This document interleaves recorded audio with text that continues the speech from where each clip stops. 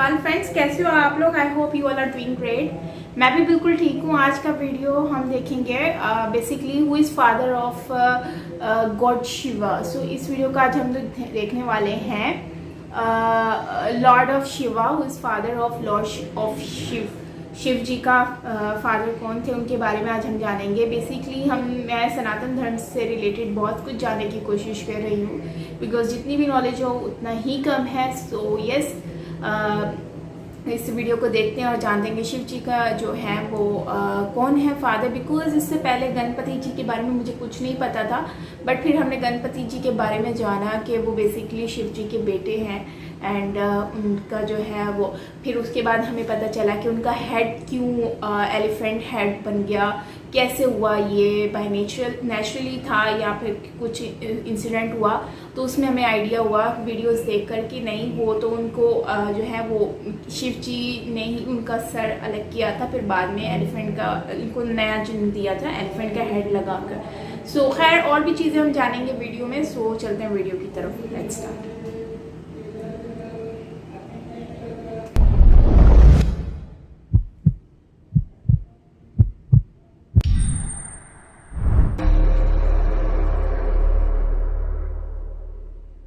इस वीडियो में बताई गई जानकारी हिंदू ग्रंथों पर आधारित है। इसका उद्देश्य किसी भी धर्म को नीचा दिखाना नहीं है। इसका उद्देश्य ग्रंथों का वैज्ञानिक विश्लेषण करना है। अगर आप यह वीडियो पूरा देख सकते हैं तभी देखें, कृपया तर्कपूर्ण कमेंट ही करें। पिछले वीडियो में हमने देखा शिवा क्या है। अगर आपने वीडियो नहीं देखा है तो लिंक डिस्क्रिप्शन में है, आप उसे भी देख सकते हैं।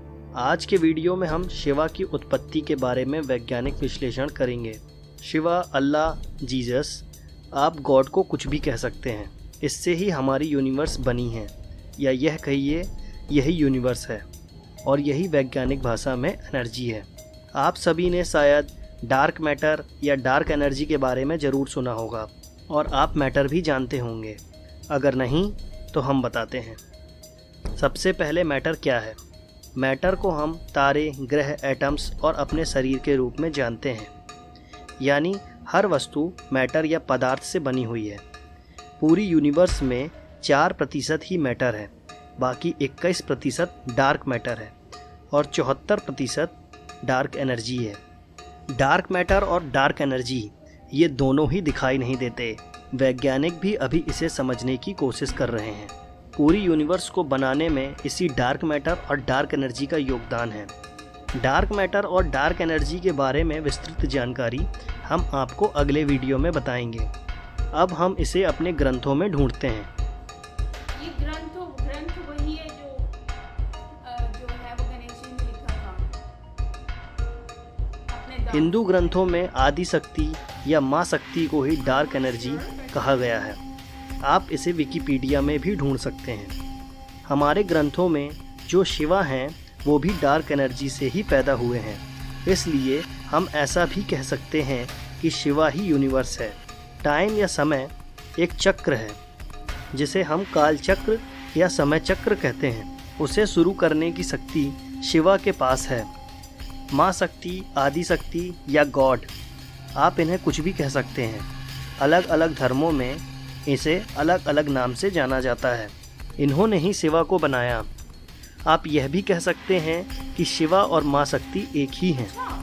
इसलिए शिवा के पास ना खत्म होने वाली एनर्जी है, बिल्कुल माँ शक्ति के जैसे, जिस एनर्जी से वो यूनिवर्स बना भी सकते हैं और मिटा भी सकते हैं। विज्ञान इसे ब्लैक होल के रूप में जानता है, जो विनाश के लिए जिम्मेदार है और लगभग हर गैलेक्सी के सेंटर में पाया जाता है। इससे ही गैलेक्सी खत्म होती है और नई गैलेक्सी का जन्म होता है। हर हिंदू मंदिर में शिवलिंग कुछ इसी प्रकार से दिखता है। अब बात आती है कि माँ शक्ति और शिवा ने इस यूनिवर्स को कैसे बनाया।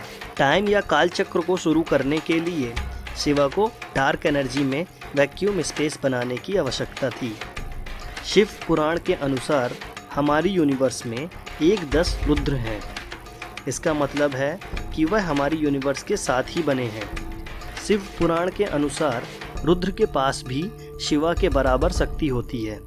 मगर वह सिर्फ गैलेक्सी, स्टार, प्लैनेट्स को ख़त्म करने के लिए ही जिम्मेदार होते हैं।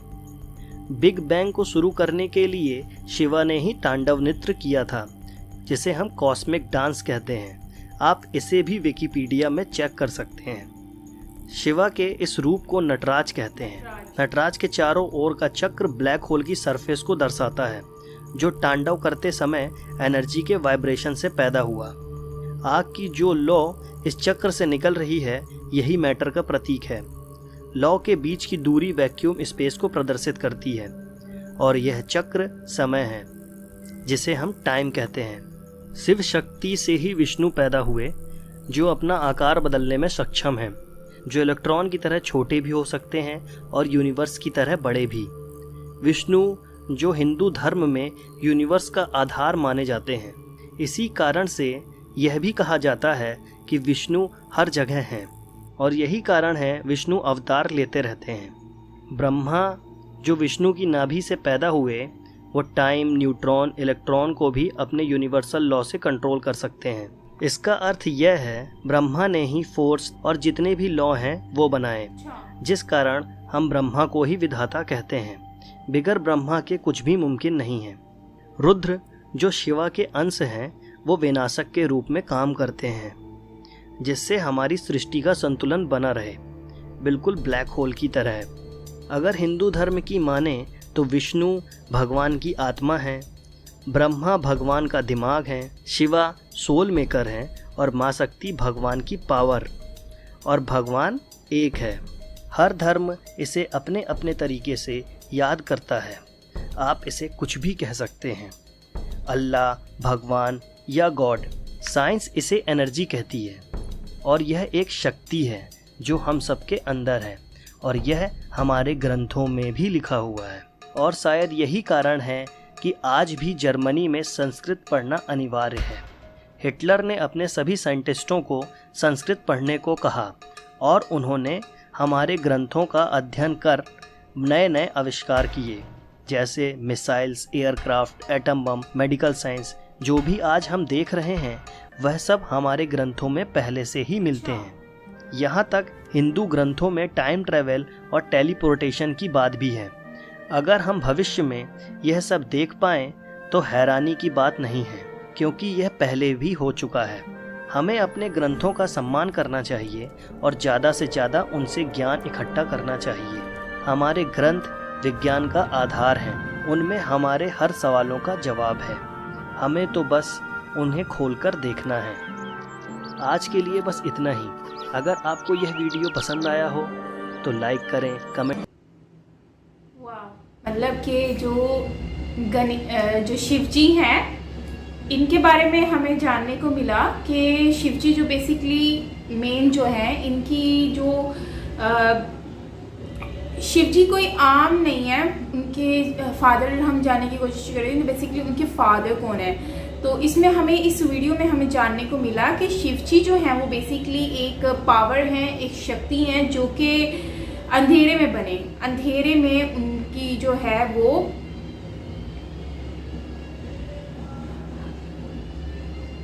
अंधेरे में बने। सो ये उनके बारे में हमें जानने को मिला कि शिवजी एक शक्ति हैं।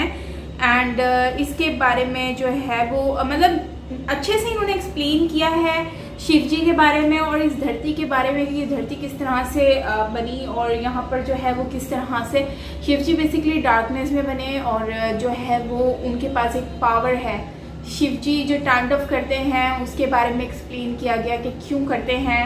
एंड मैंने काफ़ी सुना है शिव स्तोत्रम जो है वो तांडव काफ़ी पावरफुल है और उसको सुनते ही एक एनर्जी मिल जाती है। सो शिवजी जब भी तांडव करते हैं या तो वो गुस्से में होते हैं तब, मतलब मैंने ये देखा जब रिएक्शन दिया वीडियोस में बहुत सारी, तो उसमें मैंने ये भी चीज़ फील की कि शिवजी जब गुस्से में होते हैं तो उस वक्त भी तांडव करते हैं। जब उनका जो गणेश जी ने जब मना कर दिया था कि उनकी जो वालिदा हैं, मम्मी हैं, वो अंदर गई तो नहाने के लिए, तो उन्होंने उनको गणेश जी को कहा कि अंदर किसी को मत आने दो। तो उस टाइम पर गणेश जी का जब जो है वो जब सीन हुआ था गला हेड अलग होने का, तो तब गणेश जी ने तांडव किया था उस टाइम पे। उसके बाद फिर वो आए थे क्योंकि वो गुस्से में थे कि गणेश जी जो है वो साइड पे नहीं हो रहे, वो मतलब कि जिद कर रहे हैं। तो उस पर उनको गुस्सा आया, फिर उसके बाद जो है उन्होंने उनका हेड अलग किया, फिर उसके बाद हाथी का हेड लगा दिया गया था। तो ये चीज़ें हमें उनके बारे में जानने को मिली। और जो है वो फिर इससे हम मुझे आइडिया हुआ कि शिव जी जो है वो बेसिकली एक मतलब कि और इसमें बेसिकली ये भी है कि शिव जी जो है वो बेसिकली पैदा नहीं हुए, उनको किसी ने पैदा नहीं किया, उनके कोई फादर नहीं है, उनकी कोई मदर नहीं है। बट यस उनमें जो है मतलब दुर्गा माँ और ये सारी जो है वो उनमें शक्ति उनमें है, वो बहुत ज़्यादा शक्ति वाली है। सेम वैसे ही जैसे मतलब कि ईसाई के लिए जो है वो यसु मेरे ख्याल से होते हैं, और मतलब कि मुस्लिम्स में अल्लाह, एंड इस तरह से हिंदुज़म में जो है वो शिव जी को बहुत ज़्यादा माना जाता है। बाकी यह है कि काफ़ी अच्छा इंफॉर्मेशनल वीडियो था, हमें काफ़ी कुछ शिव जी के बारे में जानने को मिला जो कि बहुत ही ज़्यादा इंटरेस्टिंग था। इससे पहले मैं ये सब चीज़ें नहीं जानती थी। बाकी ये बहुत सारी ऐसी चीज़ें दुनिया में जो कि हो रही हैं और हमें आइडिया भी है कि ये चीज़ें जो है वो बेसिकली इससे पहले भी हो चुकी है, क्योंकि टेक्नोलॉजी हो गई, ट्रैवलिंग हो गई, और ये सारी चीज़ें हमसे पहले भी हुआ करती थी। ये ऐसा नहीं है कि अभी होना स्टार्ट हुई हैं। तो बिल्कुल ये सारी चीज़ें पहले भी हुई थी और ये चीज़ें हमने देखी भी थी, एंड मतलब सुनी हैं, वीडियोस में देखी हैं कि फ़ोन्स भी हुआ करते थे, लैपटॉप हुआ करते थे और ट्रैवलिंग हुआ करती थी। मतलब बहुत सारी ये जो टेक्नोलॉजी है वो उस टाइम पर भी हुआ करती थी।